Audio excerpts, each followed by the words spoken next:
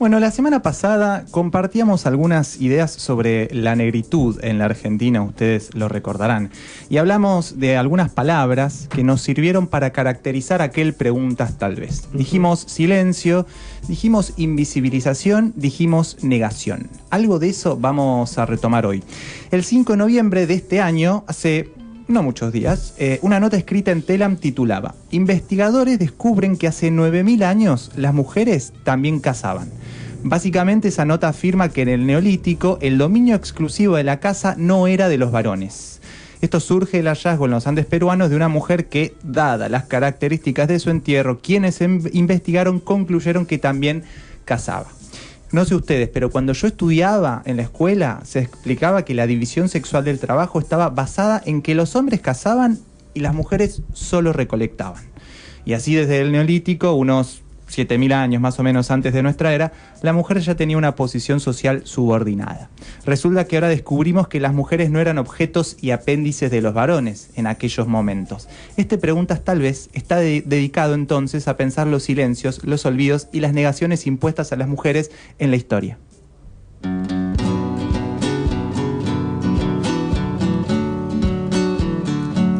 Les quiero compartir 3 fragmentos de 3 mujeres que en 3 épocas distintas dijeron algo muy similar. El primero es de Sor Juana Inés de la Cruz, nacida a mediados del siglo XVII en el actual territorio mexicano. A sus 8 años cuenta en una de sus cartas que pretendió ser enviada a la universidad vestida de hombre. Podríamos contextualizar mucho más esa época, pero creo que eso ya dice un montón. En el libro El Divino Narciso, escrito en 1690, dijo: hombres necios que acusáis a la mujer sin razón, sin ver que sois la ocasión de lo mismo que culpáis. Volver a esta época es también volver a un momento de críticas muy agudas hacia un sistema que perpetraba la desigualdad entre varones y mujeres.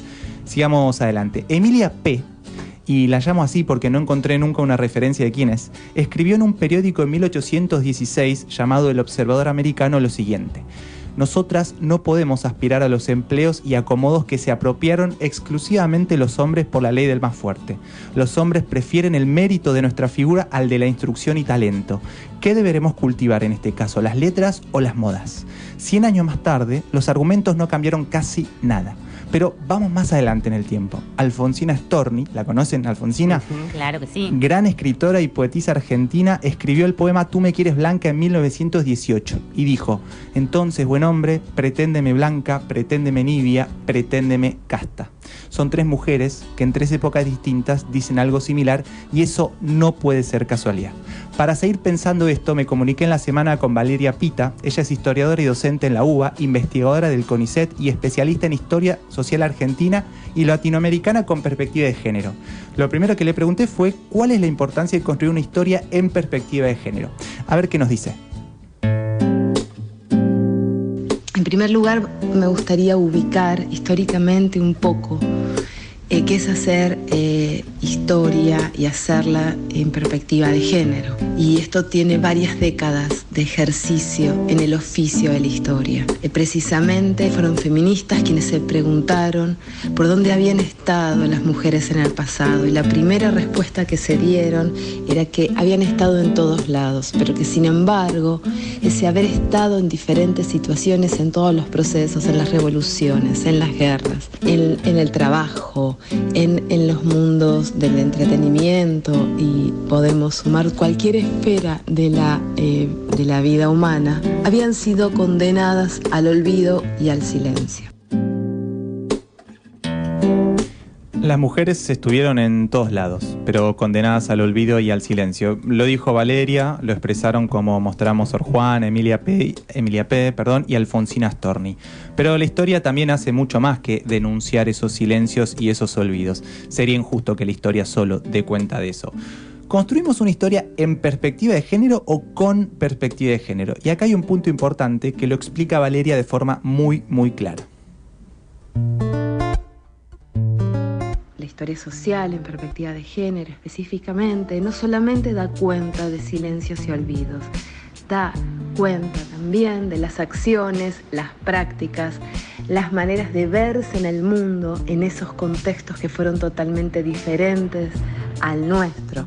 Es decir, al hacer historia no solamente podemos denunciar o hemos denunciado el silencio al que los historiadores o las historiadoras nos han condenado, sino que también descubrimos enormes distinciones que existen entre las sociedades del presente y las sociedades del pasado, y cómo las mujeres en ese pasado actuaron, se pensaron a sí mismas, educaron a sus hijos, intervinieron en los conflictos y en las políticas, etcétera, etcétera. Es decir, no solamente podemos hablar de silencio y olvido al hablar de la historia de las mujeres.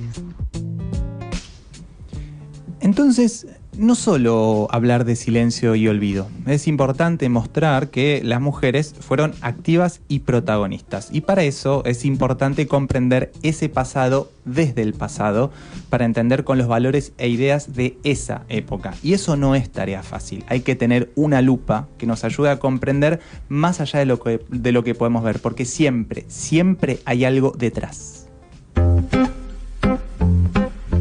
El pasado debe ser encarado de un modo que nos permita comprenderlo a pesar de las enormes diferencias, y esa comprensión tiene que dejar de lado juicios morales y juicios contemporáneos. Si la sociedad se construyó, se montó sobre ideas jerárquicas, sobre ideas de supremacía por ser varón, blanco, urbano, burgués, bueno, yo voy a tener que describir exhaustivamente cómo en ese tiempo, en ese lugar, se justificó y se organizó la división sexual del trabajo, de la educación, en las relaciones entre varones y mujeres, etcétera, etcétera. Es decir, no me importa hacer un juicio de valor, me importa comprender justamente cuál fue la visión de ese pasado, pero no para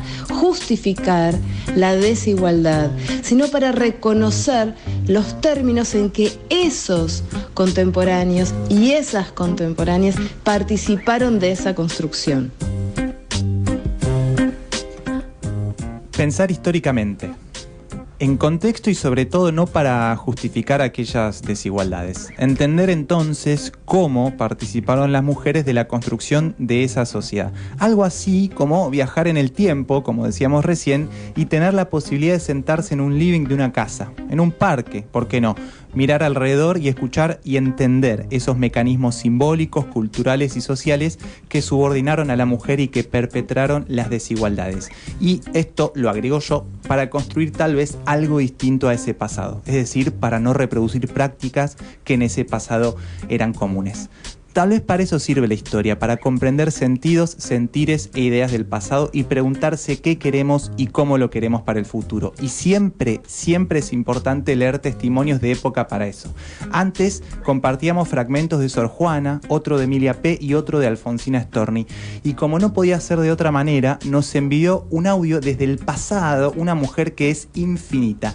Les pido a quienes nos escuchan que afinen sus oídos, que suban un poquito el volumen, porque ustedes saben que cuando vienen mensajes del pasado, la calidad no es la mejor, pero el contenido vale la pena que sea escuchado 1 y 1000 veces. Las mujeres han tenido todas las posibilidades de información. Los medios de difusión han sido muy amplios y más o menos iguales para todos los partidos.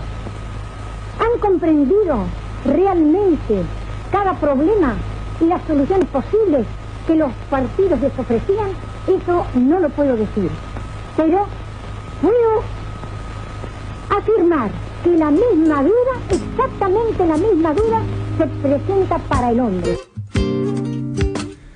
Palabras de una mujer acerca de las elecciones de 1965. Por si no llegaron a entender lo que decía, las mujeres han tenido todas las posibilidades de información, han comprendido realmente cada problema y las soluciones posibles.